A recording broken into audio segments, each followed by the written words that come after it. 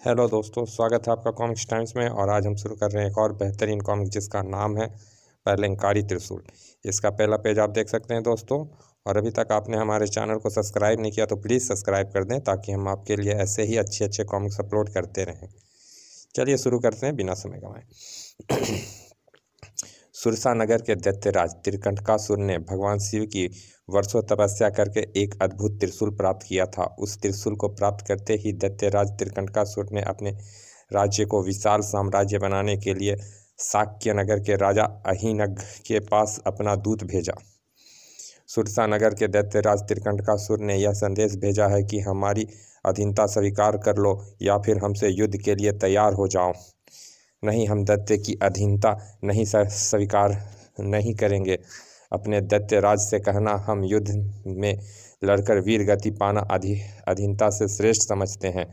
हम युद्ध के लिए तैयार हैं।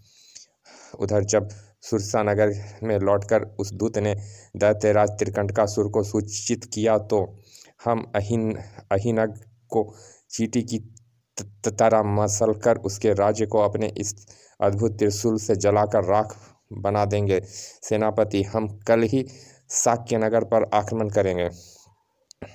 अगले दिन थोड़े से दैत्य सैनिक के साथ त्रिकंटकासुर ने शाक्य नगर की ओर प्रस्थान किया।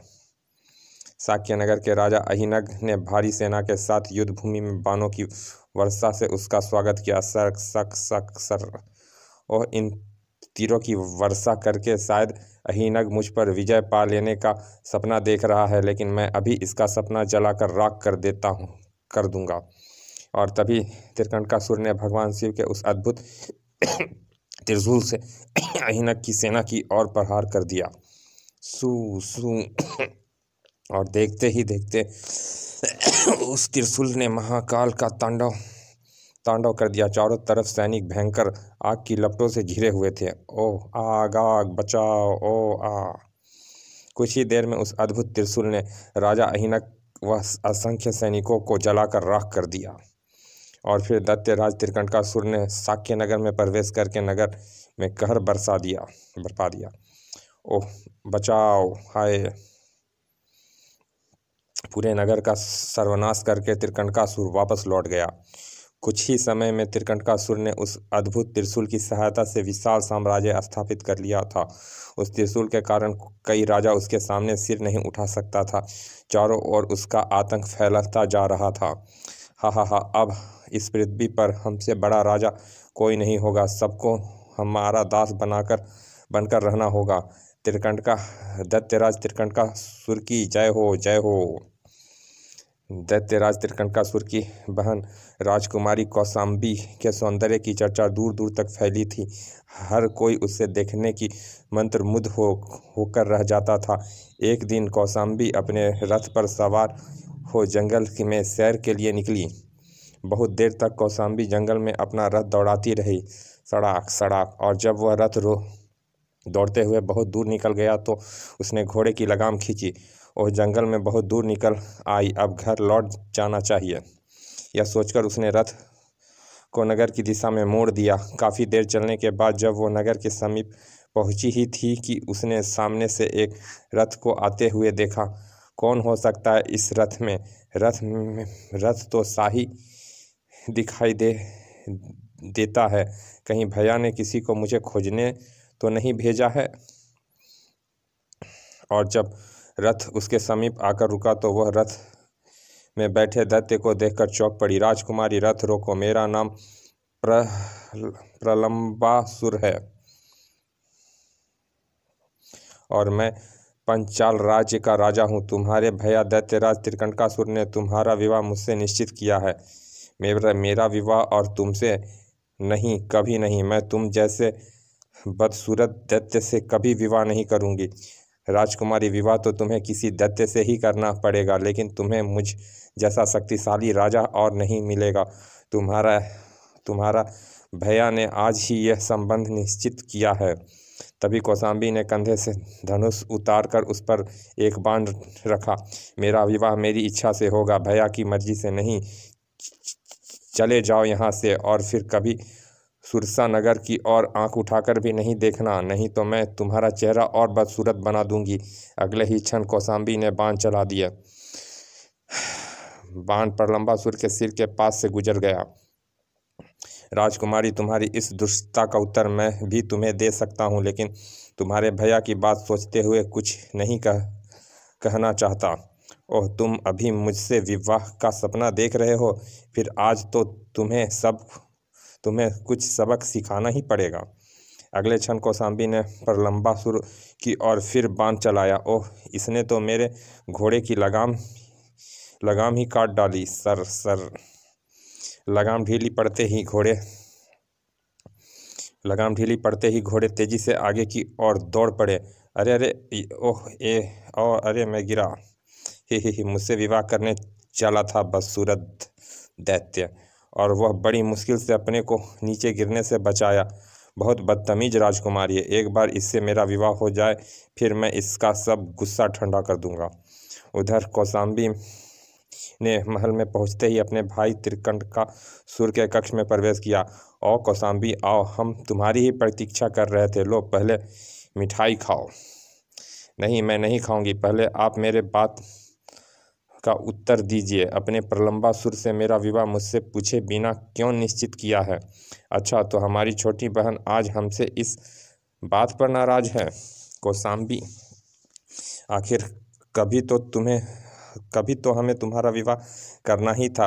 प्रलंबासुर बहुत शक्तिशाली और बहुत बड़े राज्य का राजा है। चाहे उसका राज्य कितना भी बड़ा क्यों ना हो, चाहे वो कितना ही शक्तिशाली हो, लेकिन मैं उसे बदसूरत से कभी विवाह नहीं करूंगी। कौशाम्बी की बात ने त्रिकंटकासुर को चौंका दिया। यह क्या कह रही हो कौशाम्बी? हम प्रलंबासुर को विवाह का वचन दे चुके हैं।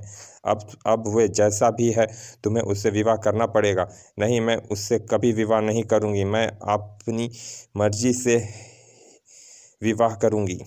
नहीं, तुम्हें हमारी मर्जी से और प्रलंबासुर से ही विवाह करना पड़ेगा। आज से तुम कहीं बाहर नहीं जाओगी। विवाह होने तक इस महल में ही कैद रहोगी।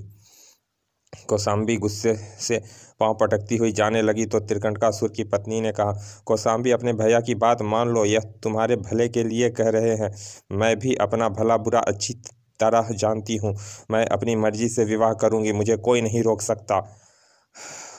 अभी वह कक्ष के दरवाजे को पार करती कि त्रिकंटकासुर ने कहा, कौशाम्बी, अगर तुमने प्रलंबासुर के अलावा किसी दूसरे से विवाह किया तो हम उसे जीवित नहीं रहने देंगे।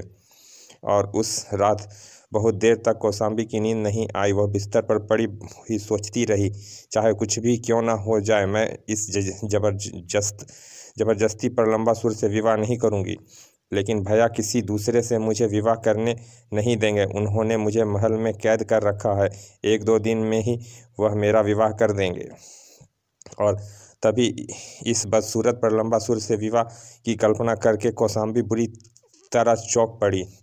नहीं नहीं नहीं, मैं प्रलंबासुर से कभी विवाह नहीं करूंगी, कभी नहीं। मैं मर जाऊंगी, आत्महत्या कर लूंगी, लेकिन उस बदसूरत दैत्य की दुल्हन नहीं बनूंगी। आधी रात को कौशाम्बी ने खिड़की से एक रस्सी बांधकर नीचे लटकाई और फिर रस्सी के सहारे नीचे उतरकर वह रात के अंधेरे में एक घोड़े पर सवार होकर भाग निकली। कुछ ही देर में तेजी से घोड़ा दौड़ाती हुई कौशाम्बी बहुत दूर निकल गई। नदी किनारे पहुंचकर वह घोड़े से उतरी और फिर नदी की ओर चल दी। उधर नदी किनारे बनी एक कुटिया में घोड़े की हिनहिनाहट सुनकर सन्यासी मित्रवासु की नींद खुल गई। इतनी रात गए इस घने जंगल में घोड़े की हिनहिनाहट कौन आया है? कहीं कोई रास्ता भटक कर तो इधर नहीं आया? यह सोचकर मित्रवासु कुटिया से बाहर निकला। घोड़े से उतरकर कोई नदी की ओर जा रहा है। ऐसा लगता है वह कोई युवती है। उधर कौशाम्बी नदी किनारे एक ऊंची चट्टान पर पहुंच चुकी थी। अब मैं एक क्षण भी जीवित नहीं रहूंगी। उस बदसूरत दैत्य से विवाह करने से तो, लेकिन इससे पहले कि कौशाम्बी नदी में कूद पाती, यह क्या कर रही हो? मरना चाहती हो क्या? हाँ, मुझे मत रोको, मुझे मर जाने दो, मैं जीना नहीं चाहती। नहीं, मैं तुम्हें आत्महत्या नहीं करने दूंगा। आत्महत्या करना पाप है। अगर मैंने आत्महत्या नहीं किया तो मेरा भाई एक बदसूरत दैत्य से मेरा विवाह कर देगा। मुझे छोड़ दो। अचानक मित्र वासु कौशाम्बी के मस्तक को देखकर चौंक पड़ा। यह तुम क्या अनर्थ कर रही थी देवी? तुम्हारे मस्तक की रेखाएं कह रही है कि तुम्हारी कोख से जन्मा बालक भविष्य में पृथ्वी का एक बहुत बड़े पापी के बोझ से मुक्त करेगा। नहीं महर्षि, ऐसा कभी नहीं हो सकता। मैं सुरसा नगर की राजकुमारी कौशाम्बी हूँ और मेरा भाई प्रलंबासुर दैत्य से मेरा भाई विवाह करना चाहता है, लेकिन मैं उस बदसूरत दैत्य से विवाह नहीं करना चाहती। तुम किसी दूसरे सुंदर दैत्य से विवाह क्यों नहीं कर लेती? यदि मैं किसी दूसरे से विवाह करूं तो मेरा भैया उसे जीवित नहीं छोड़ेगा। इस पृथ्वी पर कोई ऐसा वीर नहीं जो मेरे भैया त्रिकंटकासुर की इच्छा के विरुद्ध मुझसे विवाह कर सके। निश्चित ही पृथ्वी पर ऐसा कोई वीर शेष नहीं है जो शिव के अद्भुत त्रिशूल की शक्ति से टकरा सके, लेकिन मैं लोक कल्याण के लिए यह कार्य अवश्य करूंगा। मैं तुम्हें अपनी अर्धांगिनी बनाऊंगा। बोलो, क्या तुम मुझसे विवाह करोगी? हाँ, मैं आपसे विवाह करके अपने को सौभाग्यशाली समझूंगी, लेकिन महर्षि, मेरा भैया आपको जीवित नहीं छोड़ेगा। तुम इसकी चिंता मत करो कौशाम्बी, मैं तुमसे विवाह करके तुम्हें यहाँ से इतनी दूर ले जाऊंगा जहाँ त्रिकंटकासुर कभी मुझे ढूंढ नहीं सकेगा। सच महर्षि? यह कहते हुए कौशाम्बी का चेहरा प्रसन्नता से दमक उठा और पलके लाश से बोझिल होती चली गई। पास के एक प्राचीन मंदिर में जाकर दोनों ने विवाह कर लिया और फिर दोनों वहां से कहीं दूर छिप कर रहने के लिए चल दिए। उधर जब प्रातःकाल एक दासी कौशाम्बी को जगाने उसके शयन कक्ष में पहुंची। राजकुमारी जी उठिए, सुबह हो गई। अरे राजकुमारी, कुछ बोलती क्यों नहीं? क्या बात है आज? और जब उसने चादर को हटाया तो बुरी तरह चौंक पड़ी। अरे राजकुमारी जी कहाँ गई? मुझे तुरंत दैत्यराज को यह खबर करनी चाहिए। तेज कदमों से चलती हुई दासी दैत्यराज त्रिकंटकासुर के कक्ष में पहुंची। दैत्यराज, राजकुमारी जी अपने कक्ष में नहीं है। क्या कहा? कौशाम्बी अपने कक्ष में नहीं है? तो इसका मतलब वह भाग गई। सेनापति को बुला कर लाओ।